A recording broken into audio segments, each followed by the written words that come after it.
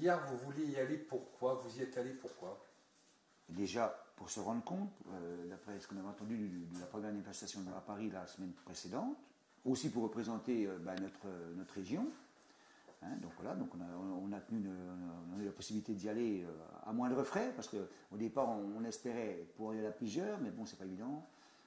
Si les gens manifestent, c'est qu'ils ont des problèmes d'argent, donc c'est pas évident de trouver l'argent pour trouver un moyen de transport pour se déplacer à Paris. Donc nous on a trouvé, j'ai cité, un moyen de Blablacar, à moindre coût pour y aller, et donc voilà, c'était pour se rendre compte.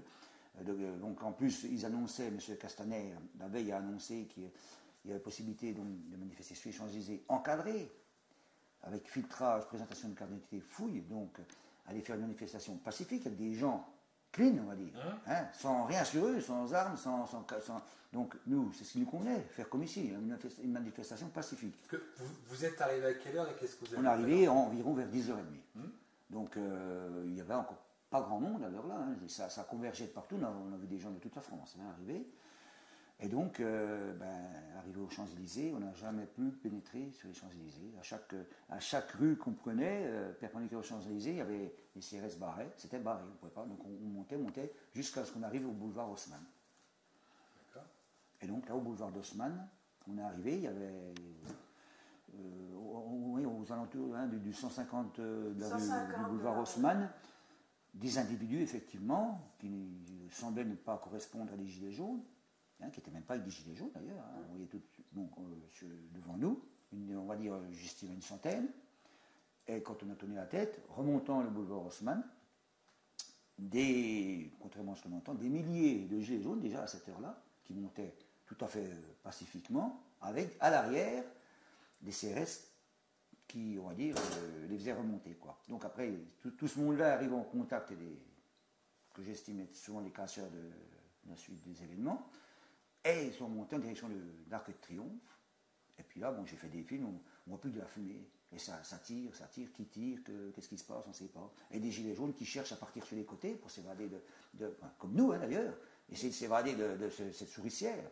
Mais toutes les rues perpendiculaires bloquées. Nous, on a eu la chance de tomber sur une personne résidente qui nous indiquait par où on pouvait se sauver. Vous l'avez senti, cette tension, depuis le matin, cette tension qui... Pas du tout. Ouais. Nous, quand on est remonté, au fur et à mesure, on rencontrait d'autres gilets jaunes avec qui on parlait, qui remontaient avec nous, on cherchait donc pour aller manifester pacifiquement, on sentait aucune tension, franchement aucune tension.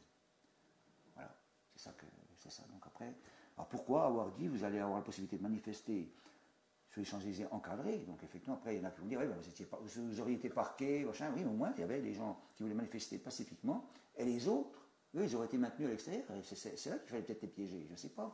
On nous annonce au départ qu'il y avait 1500, il y en avait moins que ça qu'on arrive, 1500 casseurs à 10h30 du matin.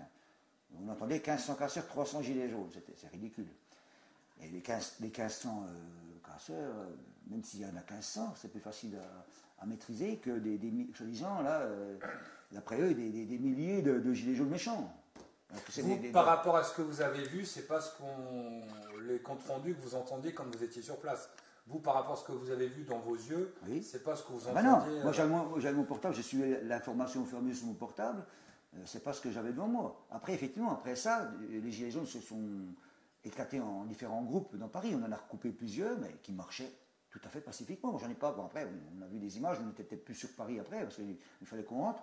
On a vu des images de la casse, des choses inadmissibles. C'est inadmissible, on ne peut pas voir, on peut pas cautionner ça, c'est impossible.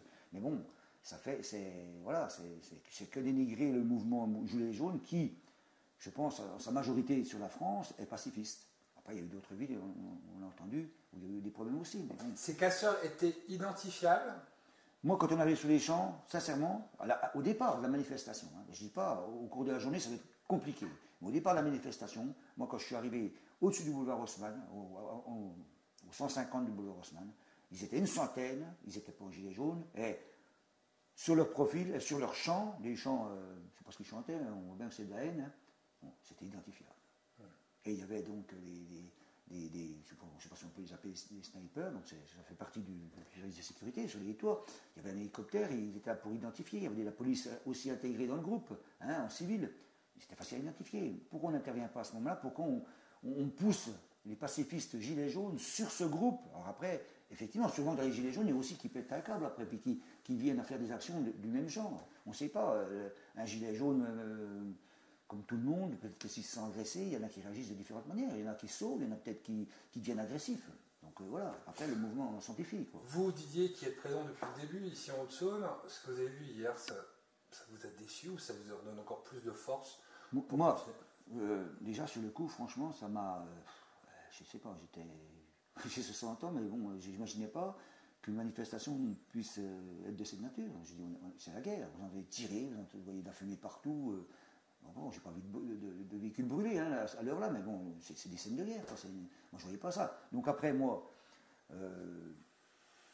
voyant ce qui s'est passé au niveau de nos dirigeants, qui nous ont promis une manifestation encadrée, donc, et sécurisée, et voyant que ça a dégénéré, ça me motive pour continuer le mouvement chez nous pacifiquement, parce que arrêter, ça voudrait dire qu'on rentre dans ce que cherchent, à mon avis, ceux qui nous gouvernent, c'est-à-dire diviser, que les gens aient la haine des gilets jaunes, pensent que c'est les gilets jaunes, dans leur majorité, qui cassent, qui taguent des monuments historiques.